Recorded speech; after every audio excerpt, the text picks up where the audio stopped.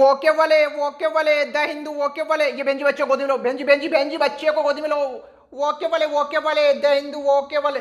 भाई साहब बस बस बस बस, मैं देख लूंगा भाई साहब, मैं देख रहा हूँ भाई साहब। तो पहला शब्द देखते हैं, डेलिबरेट। देखो डेलिबरेट का मतलब होता है जानबूझकर। जानबूझकर मतलब जो आप इरादे से करते हो, जो आप सोच समझ के करते हो। याद कैसे रखेंगे इसे, कि कोई व्यक्ति है जो डेली आपके घर के आगे बारात निकालता है।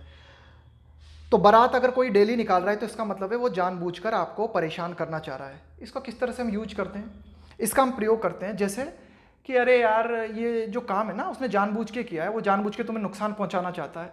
ये वर्क डेलिबरेटली किया गया है, इरादों से किया गया है, जानबूझ के किया गया है। तो डेलिबरेट यानी जानबूझकर, डन इंटेंशनली। अगला देखते हैं, इम्प्लीमेंट। इम्प्लीमेंट का मतलब होता है लागू करना। जैसे सरकार ने कोई कानून बनाया, अब उस कानून को लागू करना है ना, तो उसको लागू करना, अमल में लाना, कार्यान्वित करना, इसे हम बोलते हैं इम्प्लीमेंट।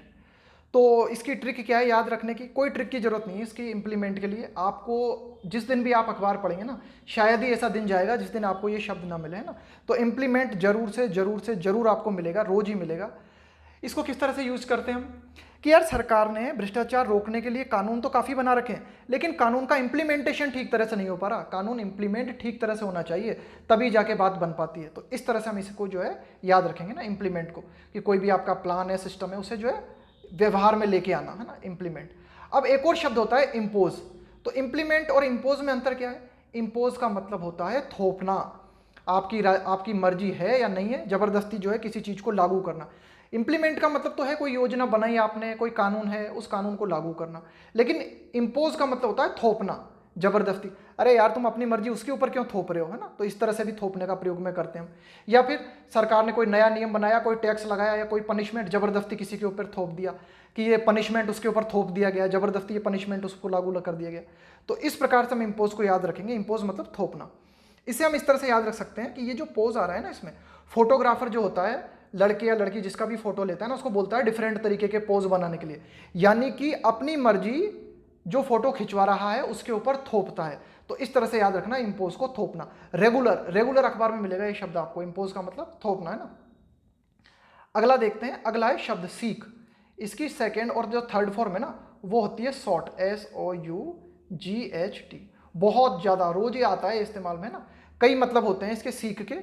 तो इसको देखते हैं। देखो एक तो होता है इसका मतलब कुछ खोजना, ट्राई टू फाइंड और गेट समथिंग, कुछ पाने की कोशिश करना, कुछ खोजना, या फिर किसी की सलाह लेने की कोशिश, किसी की सलाह चाहना, किसी का समर्थन चाहना, अप्रूवल चाहना, किसी की परमिशन चाहना, किसी से हेल्प चाहना। कि भाई गवर्नमेंट इज सीकिंग, कि भाई सरकार जो है एक ऐसी योजना के बारे में विचार कर रही है, एक ऐसी योजना को देख रही है ना। यहाँ पे देखने का मतलब आंखों से देखना नहीं है, यहाँ पे देखने का मतलब है आप अपने विचार में कुछ देख रहे हो, मतलब कि यार मैं क्या करूँ, इसको किस तरह से करूँ।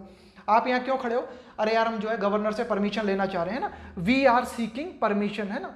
तो क्या आपने परमिशन ले ली थी उनसे, तो इस तरह से परमिशन लेना, है ना, कि यार मुझे जो है उसकी एडवाइस लेनी है यार, है ना, कि मुझे उसको जो है उसकी एडवाइस सीख करनी है।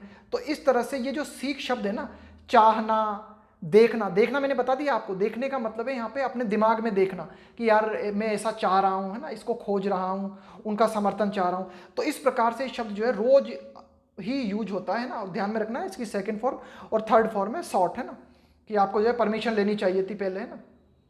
आगे देखते हैं, लास्ट शब्द है अपना बुक।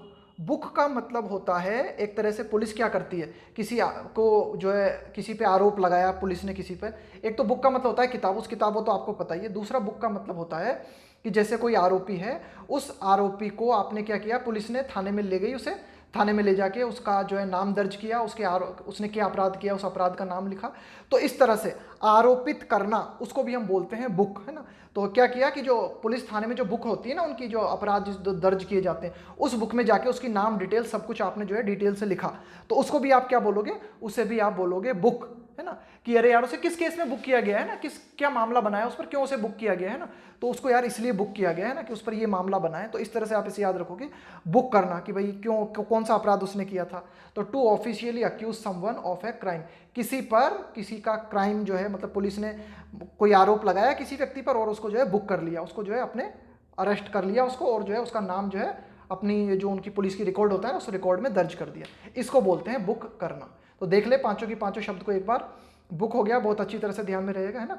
सीख, सी से याद रखना इसे ना। सी का मतलब ही तो देखना होता है ना, तो कुछ देख रहे हो, कुछ चाह रहे हो आप, है ना, कि कुछ हेल्प चाह रहे हो, है ना। I am seeking for your help, मुझे आपकी हेल्प चाहिए। तो इस तरह से सीख को याद रखना है ना। इम्पोज और इम्प्लीमेंट दोनों को याद रखना। इम्पोज का मतलब है जहां पर आप इम्पोज प्रयोग करोगे ना, वहां पर इम्पोज और इम्प्लीमेंट में एक अंतर है, वो है फोर्स का। इम्पोज होता है जबरदस्ती लागू करना, इम्प्लीमेंट होता है सामान्य तरीके से लागू करना। कोई योजना है, कोई काम है, उसको सामान्य तरीके से लागू करना। और डेलीब्रेट है ना, डेली कोई आपके घर के सामने बारात निकाल रहा है, मतलब वो जानबूझकर आपको परेशान करना चाहता है।